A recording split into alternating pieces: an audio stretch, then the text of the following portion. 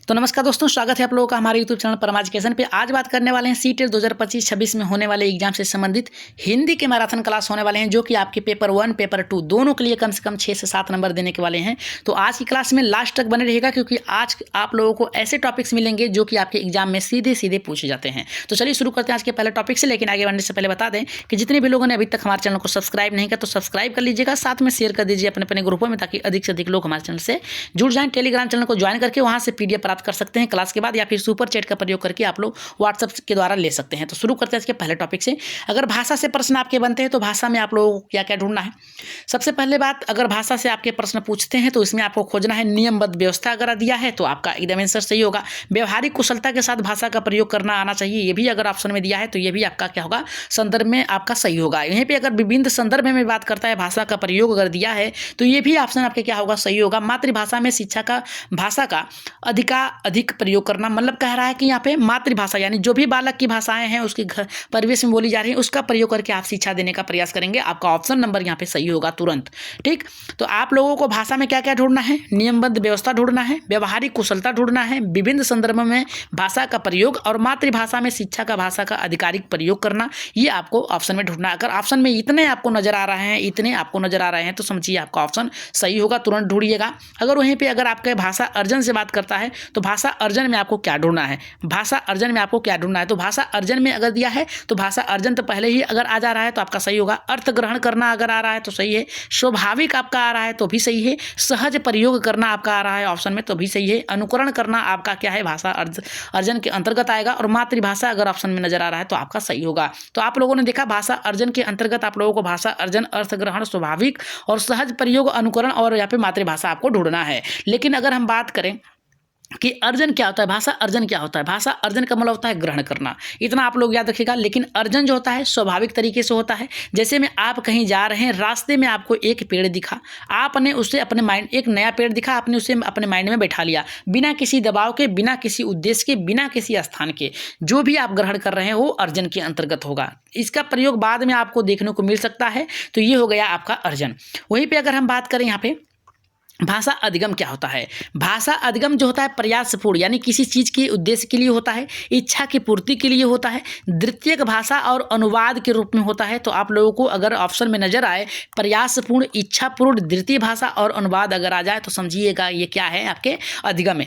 अर्जन जो होता है स्वतः ही हो जाता है। अधिगम जो होता है आपको किसी उद्देश्य की प्राप्ति के लिए स्थान, समय और यहाँ पे किसी दूसरे के माध्यम से सीखना होता है। लेकिन अगर वहीं पर बात करें भाषा शिक्षण की, तो भाषा शिक्षण होती क्या है। भाषा जो होती है, भाषा सीखना जो होता है, भाषा शिक्षण जो होता है, भाषा शिक्षण सीखने के अंतर्गत आता है। इसमें क्या होता है, भाषा का प्रयोग, रचनात्मकता, मौलिकता और यहाँ पे घर की भाषा व स्कूल की भाषा को समान रूप से सीखना, ये आता है आपके भाषा शिक्षण के अंतर्गत। भाषा शिक्षण के अंतर्गत आपको क्या सीखना होता है, प्रयोग करना, रचनात्मकता, मौलिकता और घर की और यहाँ पे भाषा व स्कूल की भाषा को सीखना आपके लिए उद्देश्यपूर्ण हो जाता है। ये किसके अंतर्गत आता है, आपके भाषा शिक्षण के अंतर्गत आता है। तो आप लोगों ने देखा कि अर्जन जो होता है स्वतः होती है, अधिगम जो होता है किसी प्रयास के लिए पूर्ण होती है, प्रयासपूर्ण होती है और किसी द्वितीयक के द्वारा होती है। लेकिन भाषा शिक्षण जो होती है ये आपको किस में देना है, आपको ये भाषा सिखाने के लिए होनी चाहिए भाषा शिक्षण, और इसका प्रयोग जो होते हैं रचनात्मक मौलिकता के लिए होनी चाहिए।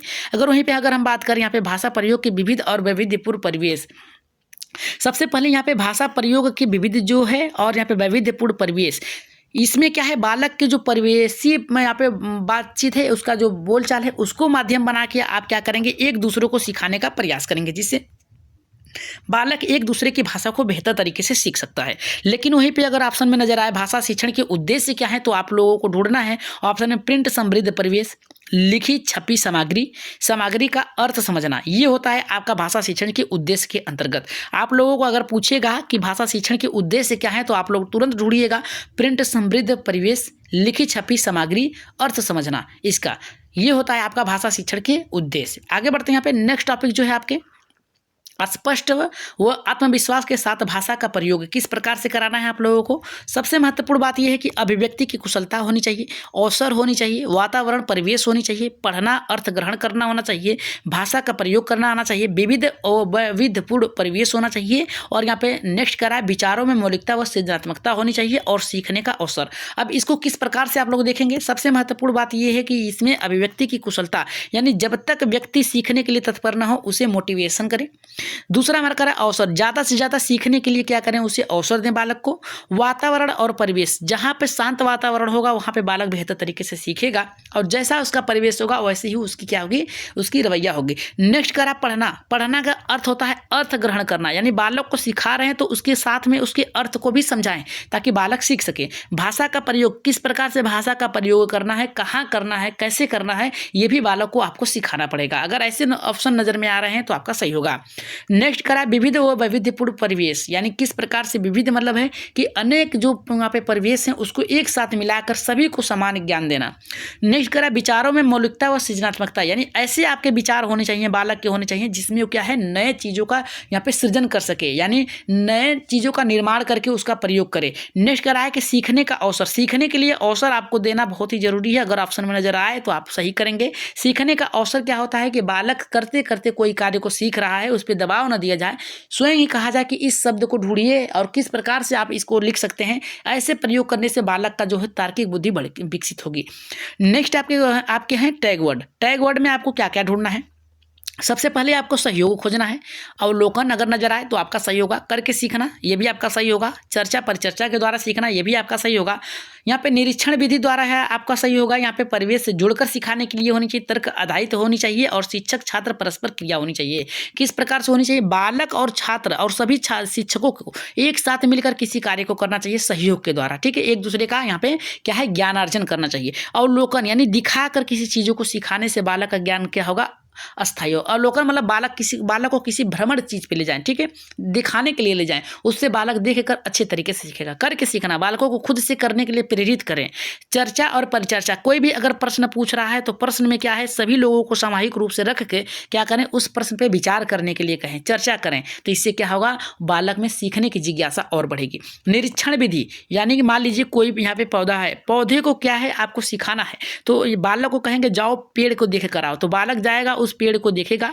पेड़ को देखेगा तो कहेंगे कि क्या क्या देखा, तो बालक कहेगा कि उसकी जड़ें देखी, यहाँ पे डालें देखी, पत्तियां देखी, फूल देखें, फल देखे। इस तरीके से क्या है, बालक का ज्ञान भी अस्थायी होगा। परिवेश से जोड़कर, बालक के परिवेश में क्या है उससे जोड़कर पढ़ना। जैसे में क्या है कि घर की भाषा को माध्यम बना के विद्यालय की भाषा को जोड़कर सिखाना चाहिए, बालक को अच्छे से आ जाएगा। तर्क का आधारित, कोई भी ऐसा टॉपिक्स उठाएं जिसपे बालक तर्क करे कि ये कैसे हुआ है, क्यों हुआ है, और हुआ है तो कैसे हुआ है। ऐसे तर्क आधारित प्रश्न पूछेंगे तो बालक का भी ज्ञान यहाँ पे अस्थायी होगा। यहाँ पे नेक्स्ट करा है शिक्षक छात्र परस्पर क्रिया, दोनों को मिलकर किसी कार्य को करने के लिए उत्सुकता होनी चाहिए, जिससे क्या है दोनों परस्पर क्रिया करके सीख सकें। ठीक, इतना आपको खोजना था। नेक्स्ट है आपका यहाँ पे टैग वर्ड। नेक्स्ट है बालक के अंदर शिक्षा होनी चाहिए, बालकों से यहाँ पे जोड़कर शिक्षा होनी चाहिए जो कि बालक के भविष्य के लिए होनी चाहिए। एकीकृत शिक्षा होनी, सभी को मिलाकर होनी चाहिए। अगर ऑप्शन में नजर आ रहा है एकीकृत शिक्षा, यानी सामाजिक विज्ञान, आपका भूगोल, इतिहास, हिंदी, ये सब जोड़कर अगर आ रहा है तो आप समझिए एकीकृत शिक्षा के अंतर्गत आ रहा है। ये आपका ऑप्शन क्या होगा, आपका सही होगा। आगमन विधि का आधारित हो, आगमन विधि का मतलब होता है किसी चीज को दिखाकर उस पर क्या है आप बात करें, विचार करें। इससे क्या है बालक का ज्ञान, जैसे क्या है कि आप रास्ते में जा रहे हैं, एक साइकिल मिला, साइकिल दो पहियों पे चलती है, ठीक है, साइकिल दो पहियों पे चलती है, तब बालक सोचेगा कि ये दो पहियों पे कैसे चल रहा है, तो ये देखा है बालक पे, इस पे क्या करेंगे आप प्रश्न पूछेंगे तो आप बालक को समझा सकते हैं। मातृभाषा का प्रयोग करें, बालक के जो घर की भाषा है उसका प्रयोग अगर बालक कर रहा है विद्यालय में तो उसकी भाषा को प्रयोग करके ही बालक को सिखाएं कि किस, जैसे बालक घर पे देखा है 2 सेव, ठीक है, 3 सेव, 4 सेव देखा है तो कहेंगे सेव देखा है, बालक कहेगा कि हाँ। अब कहेंगे उसे जोड़ के दिखाओ, तो बालक के घर की भाषा को जोड़कर उसका माध्यम बना के जो दिखा है सीखा है उसका भी हम क्या करें प्रयोग करके सिखा सकते हैं। अन्वेषण मतलब होता है खोज, ह्यूरिस्टिक विधि मतलब ये होता है खोज। ये सभी क्या है आपके एक ही है, या तो आपको अन्वेषण मिलेगा, या तो खोज विधि मिलेगा, या तो ह्यूरिस्टिक विधि मिलेगी। ये ऑप्शन तीनों नजर आए आपको प्रश्न में तो आप सही कर लीजिएगा। वहीं पर हमारा कह रहा है बालक को महत्व देना, सहायक सामग्री का प्रयोग करना। बालक को अधिक महत्व देंगे, शिक्षक को नहीं, बालक को केंद्र में रखेंगे आप। सामग्री यहाँ पे सहायक सामग्रियों का प्रयोग करेंगे, जैसे चार्ट हो गया आपका, कोई चीज़ वस्तु दिखाकर कैरिकुलम का प्रयोग करके आप उसे सिखाएंगे, TLM का प्रयोग करके। ठीक, नेक्स्ट आपका खेलकूद आधारित शिक्षा, यानी खेल खेल में बालकों को सिखाने का प्रयास करेंगे। अगर ऑप्शन में नजर आ रहा है तो सही है। सबसे महत्वपूर्ण थी आपकी कि बालक केंद्रित होनी चाहिए, एकीकृत ऑप्शन में नजर आए सही कर दीजिएगा। आगमन विधि का प्रयोग करके अगर दिखा रहा है ऑप्शन में तो आप सही करिएगा। मातृभाषा का प्रयोग करने की बात करा तो सही है। अन्वेषण, खोज विधि, ह्यूरिस्टिक विधि ये आपका नजर आए तो आपका सही होगा। बालक को महत्व देंगे, शिक्षक को नहीं देंगे, याद रखिएगा हमेशा केंद्र में बालक को रखेंगे। अगर ऐसा ऑप्शन नजर आ रहा है तो आप सही करेंगे। खेल खेल में सिखाने का प्रयास करेंगे, ऐसा ऑप्शन में आए तो आप सही करेंगे।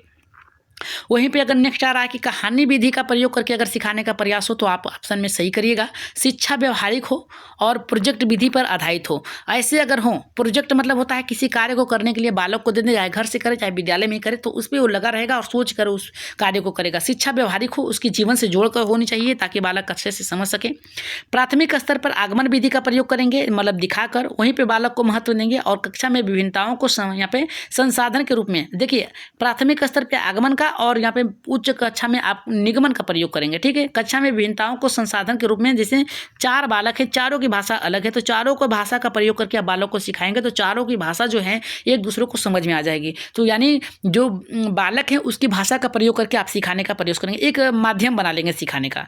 वहीं पर अगर भाषा कौशल कौन कौन से हैं तो याद रखिएगा भाषा के 4 कौशल होते हैं। शुभोपली, याद रखिएगा कौन कौन से हैं, शुभोपली। भाषा के 4 कौशल होते हैं शुभोपली, जिसमें से पहला आता है सुनना, दूसरा आता है बोलना, तीसरा आता है पढ़ना, तीसरा चौथा आता है लिखना। बालक जब सीखेगा, क्या है, बालक जब यहाँ पे सुनेगा तो सुनने के बाद क्या करेगा, वो बोलने का प्रयास करेगा। क्या करेगा, बोलने का प्रयास करेगा, फिर पढ़ेगा कि ये लिखा क्या है, फिर इसके बाद लिखने का प्रयास करेगा। यानी शुभोपली लिखने का जो तरीका है, यहाँ पे भाषा के यहाँ पे जो आपका पूछा है कि भाषा के कौशल कितने, तो 4 हैं। शुभोपली यानी सुनना, बोलना, पढ़ना, लिखना, इतना याद रखिएगा, आपकी 1 नंबर यहाँ से मिलेंगे। अगर क्लास बेहतर लग रही है तो एक बार सब्सक्राइब कर दीजिएगा। जितने भी लोग यहाँ पे देख रहे हैं तो लाइक भी जरूर करिएगा और हाइप का प्रयोग करिएगा। नीचे यहाँ पे डिस्क्रिप्शन में दिया गया है एक बटन होगा हाइप का, उसका प्रयोग करके मोटिवेशन हमारा बनाए रखिएगा। यहाँ पे देखिए क्या कर रहा है, भाषा का शिक्षण। भाषा शिक्षण क्या है, तो सबसे पहले भाषा शिक्षण होता क्या है, बालक जन्म के समय न तो सामाजिक होता है और न ही असामाजिक होता है। भाषा को बालक को ना तो समाज के बारे में पता होता है, न ही समाज की जो बुराइयां हैं अच्छाइयां उसके बारे में पता होती है। भाषा जन्म के समय बालक केवल उत्तेजना के साथ जन्म लेता है, यानी हाथ पैर फेंकता है। जन्म के बाद बालक सर्वप्रथम कृदंत करता है, अर्थात की आवाज़ निकालता है या फिर रोता है। दूसरा हमारा कहा कि जन्म के बाद से ही रोने के क्रम से ही बालक में यहाँ पे व्यक्तित्व भिन्नता उत्पन्न हो जाती है। कोई बालक जोर से हंसता है, कोई धीरे से, कोई यहाँ पे किसी दूसरे तरीके से हंसता है, रोता है, इस तरीके से होता है। तो आप लोग भाषा जो शिक्षण है उसका मतलब ये है कि बालक जन्म के समय न तो सामाजिक होता है न तो असामाजिक होता है।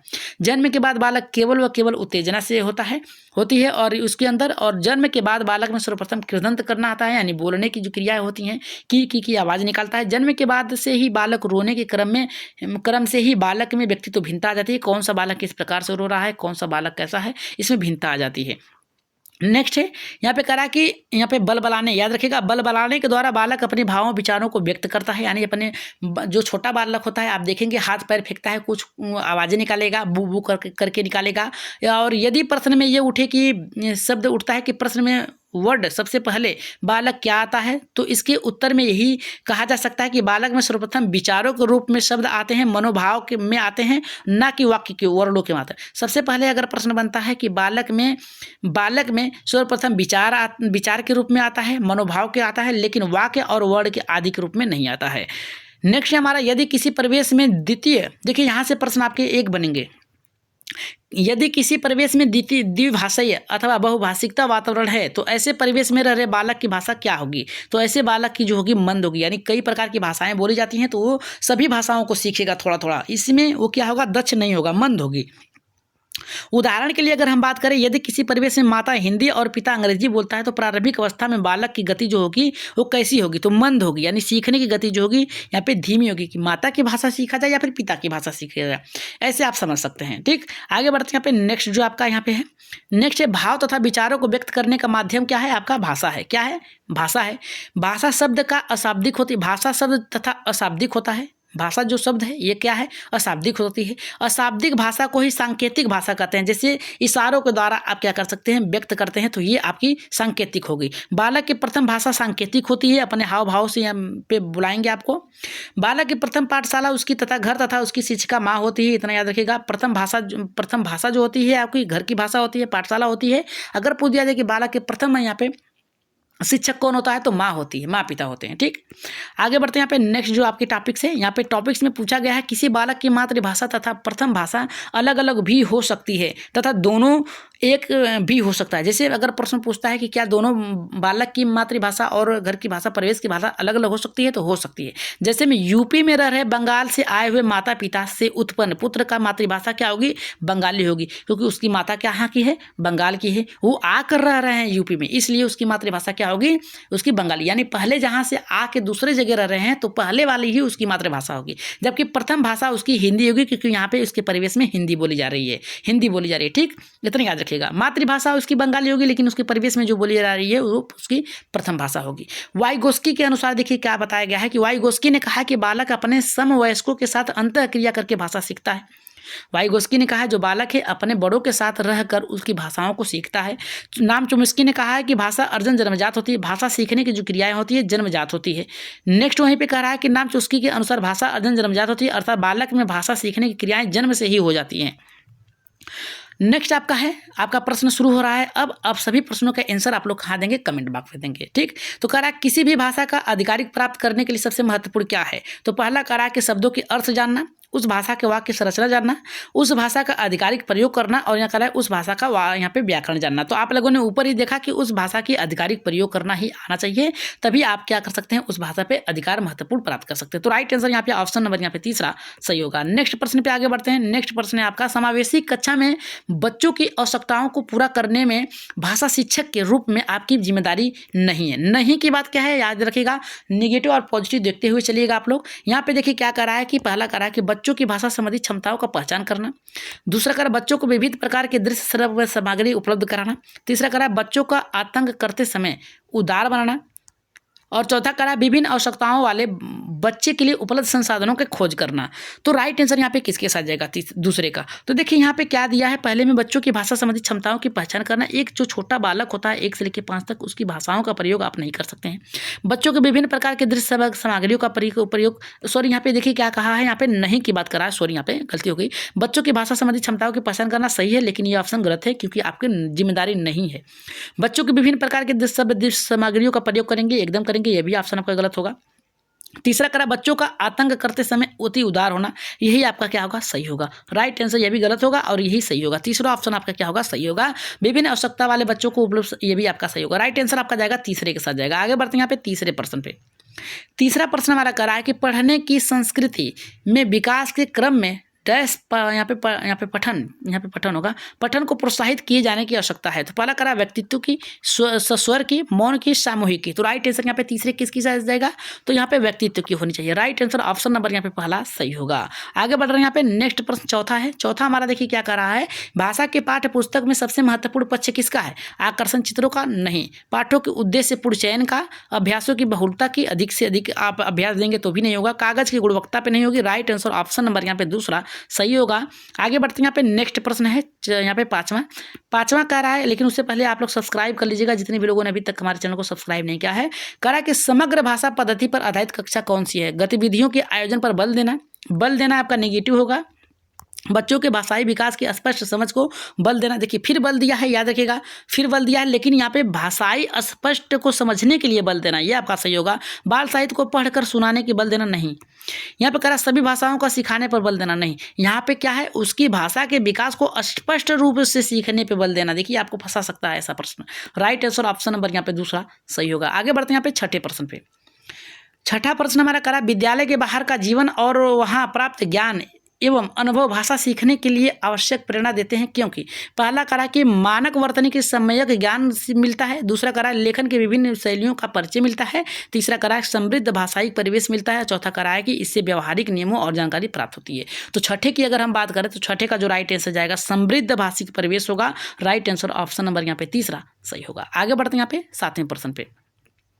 सातवां प्रश्न देखिए बहुत ही अच्छा प्रश्न है। ये कह रहा है कि पहली कक्षा में प्रवेश लेने से पहले आमतौर पर बच्चे कैसे होते हैं, तो पहला कह रहा है पठन लेखन में 10 होते हैं, नहीं। स्वयं अभिव्यक्ति जानते हैं, देखिए स्वयं की अभिव्यक्ति की बात किया है, याद रखिएगा जो अपनी भाषा लेकर आते हैं उसे स्वयं की अभिव्यक्ति कहा जाता है, तो ये आपका ऑप्शन सही हो सकता है। यहाँ पे तीसरा कह रहा है आपका भाषा के व्यवहारिक नियम कैसे जान जाएंगे पहले कक्षा में आने से पहले, बालक, ये गलत होगा। तुला कर बोलते हैं, नहीं। राइट आंसर यहाँ पे स्वयं, जो स्वयं की अभिव्यक्ति है, अभिव्यक्ति उनकी भाषाएं, उसकी परिवेश की भाषा, उसे लेकर आते हैं पहली कक्षा में। 6 से ऊपर के बालकों का यहाँ पे एडमिशन होता है, तो राइट आंसर ऑप्शन नंबर यहाँ पे दूसरा सही होगा। चलिए आगे बढ़ते हैं यहाँ पे आठवें प्रश्न पे। आठवां प्रश्न देख लेते हैं क्या कह रहा है हमारा है। कह रहा कि आरती, विनीता, वैष्णव, संजय, दिलीप, कमलेश, पिंकी, पूजा, राधा अक्सर ड वाले शब्दों को गलत तरीके से उच्चारित करते हैं, करते हैं। आप क्या करोगे? पहला कह रहा है कि उन्हें ड वाले शब्दों की सूची पढ़ने और लिखने के अभ्यास करने के लिए देंगे। दूसरा हमारा कह रहा है हमारा यहाँ पे उन्हें ड वाले शब्दों को अपने पीछे दोहराने के लिए कहेंगे। तीसरा कह रहा है उन्हें सहायता के साथ अपनी बात कहने के लिए प्रोत्साहित करेंगे। चौथा कह रहा है उन्हें ड वाले शब्दों की सूची पढ़ने एवं बोलकर अभ्यास करने के लिए कहेंगे। तो राइट आंसर यहाँ पे 8वें का किसके साथ जाएगा? 8वें का जो राइट आंसर जाएगा तीसरे के साथ जाएगा। उन्हें सहायता के साथ, यानी किस प्रकार से बोलना, किस प्रकार से सीखना है, के साथ अपने बातों को प्रोत्साहित करने के लिए करेंगे। राइट आंसर ऑप्शन नंबर यहाँ पे तीसरा जो होगा सही होगा। ठीक, आगे बढ़ते हैं। यहाँ पे नेक्स्ट प्रश्न है आपका 9वां हमारा करा प्राथमिक स्तर पर पढ़ने की क्षमता का आकलन करने की दृष्टि से सबसे अधिक महत्वपूर्ण क्या है? पहला करा है विराम चिन्हों का ज्ञान, दूसरा करा पढ़ने में प्रवाह, तीसरा का अर्थ का निर्माण, चौथा करा है हमारा यहाँ पे बच्चों का मनोरंजन करना। इसका आंसर आप लोग कहाँ देंगे? कमेंट बॉक्स में देंगे। कहाँ देंगे? कमेंट बॉक्स में देंगे और बताएंगे कि इसका आंसर क्या होगा। पहला सही होगा, दूसरा, तीसरा, चौथा, कौन सा सही होगा आप लोग कमेंट बॉक्स में जरूर बताइएगा। आगे बढ़ते हैं यहाँ पे 10वें प्रश्न पे। 10वां प्रश्न बहुत ही अच्छा प्रश्न है। ये करा भाषा की कक्षा में कहानी सुनाने का मूल उद्देश्य है। पहला करा कि बच्चों की कल्पना शक्ति का विकास करना, दूसरा करा बच्चों में सुनकर दोहराने की आदत का विकास करना, तीसरा करा है बच्चों की अनुशासन में रखना, चौथा करा बच्चों का मनोरंजन करना। तो राइट आंसर यहाँ पे किसके साथ जाएगा? 10वें का जो राइट आंसर हमें लग रहा है यहाँ पे राइट आंसर आपका जाएगा पहले के साथ जाएगा, क्योंकि कल्पना शक्ति का विकास करेंगे, बालक बेहतर तरीके से सीखेगा। राइट आंसर ऑप्शन नंबर यहाँ पे पहला सही होगा। आगे बढ़ रहे हैं यहाँ पे 11वें प्रश्न पे। 11 का करा प्राथमिक कक्षाओं में बच्चे बहुत कुछ लेकर विद्यालय में आते हैं, जैसे अपने अनुभव, विद्यालय को देखने पर अपने दृष्टिकोण आदि। पहला करा है समस्याएं, दूसरा यहाँ पे भाषा, तीसरा करा है पाठ्य पुस्तकें, चौथा करा है कमियां तो नहीं होंगी, पाठ्य पुस्तक तो लेकर नहीं आएंगे, भाषा और यहाँ पे समस्याएं। तो राइट आंसर यहाँ पे किसके साथ जाएगा? भाषा के साथ आते हैं। अपनी भाषा, यानी अपनी विभिन्न जो समाज में बोली जाने भाषाएं हैं उसको लेकर विद्यालय में आते हैं। तो राइट आंसर ऑप्शन नंबर दूसरा होगा। आज की क्लास का लास्ट प्रश्न है जो कि आपका दूसरा है। इसमें कह रहा है कि बच्चों की मौखिक अभिव्यक्ति के विकास का अर्थ नहीं है। नहीं की बात क्या है, इतना याद रखिएगा। पहला करा है कि वाद विवाद में बेझिझक होकर यहाँ पे बोलना, दूसरा करा है कि कहानी सुनकर शब्दांश दोहराना, तीसरा करा है कि अपनी कल्पनाओं की मौखिक अभिव्यक्ति, चौथा करा है बातचीत में सक्रिय भागीदारिता का निर्वाह करना। तो राइट आंसर यहाँ पे 12वें का किसके साथ जाएगा? देखिए 12वें का जो जाएगा कहानी सुनकर शब्दांश दोहराना आपका राइट आंसर होगा। राइट आंसर ऑप्शन नंबर यहाँ पे दूसरा सही होगा। ठीक, तो आज की क्लास कैसी लगी? एक बार कमेंट बॉक्स में अपनी राय सुझाव मत जरूर दीजिएगा और बताइएगा कि आज की क्लास आप लोगों को कैसी लगी। अगर बेहतर लगी हो तो सब्सक्राइब, लाइक, शेयर जरूर करिएगा। जाते जाते आप लोग क्या करिएगा, एक बार चैनल को शेयर कर दीजिएगा अपने ग्रुप में, ताकि अधिक से अधिक लोग हमारे चैनल से जुड़ जाएं। जुड़ने के बाद क्या करें, अधिक से अधिक क्या करिएगा, शेयर करिएगा, ताकि हमारा भी मोटिवेशन बना रहे, ताकि अगली क्लास में आप लोगों को और भी बेहतर तरीके से लेके आया जाए, ताकि आप लोग एग्जाम में अच्छी स्कोर प्राप्त कर सके। तो आज के लिए इतना ही, धन्यवाद। जाते जाते सब्सक्राइब शेयर जरूर करिएगा। तो नेक्स्ट क्लास के लिए मिलते हैं जल्दी। तो आज के लिए इतना ही, धन्यवाद।